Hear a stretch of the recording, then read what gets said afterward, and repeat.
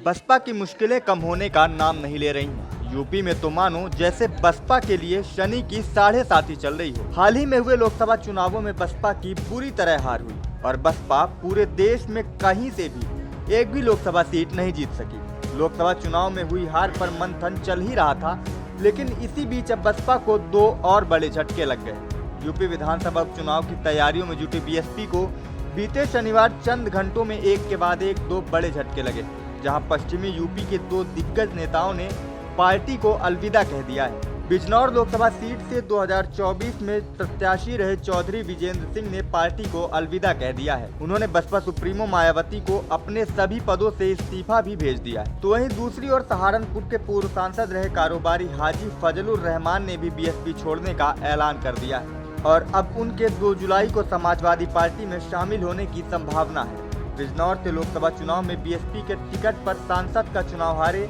चौधरी विजेंद्र सिंह की नज़र अब मीरापुर सीट पर होने वाले उपचुनावों पर है। ऐसे में उनके आरएलडी या किसी अन्य दल में शामिल होने की संभावना से भी इनकार नहीं किया जा सकता। उपचुनाव से ठीक पहले बसपा को अलविदा कहने वाले चौधरी विजेंद्र सिंह से जब बसपा छोड़ने का कारण पूछा गया तो उन्होंने कहा कि बहन जी ने मुझे बिजनौर से टिकट देकर लोकसभा का चुनाव लड़ाया और इसके लिए मैं उनका हमेशा आभारी रहूंगा, लेकिन राजनीति में नए रास्ते तो तलाशने ही पड़ते हैं। जब उनसे पूछा गया कि बसपा छोड़कर अब किस पार्टी में जा सकते हैं तो चौधरी विजेंद्र सिंह ने कहा कि समर्थकों से बात कर फैसला लूंगा कि नया घर कहां होगा।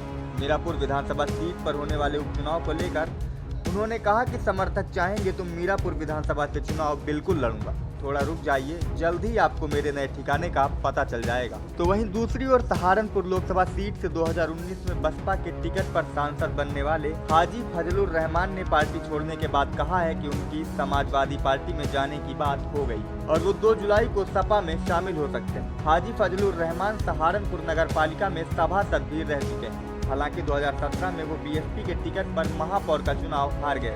इसके बाद बसपा ने 2019 के लोकसभा चुनाव में उन्हें प्रत्याशी बनाया और बसपा के टिकट पर वो सांसद भी चुने गए। हालांकि तब बसपा, सपा और आरएलडी का गठबंधन था।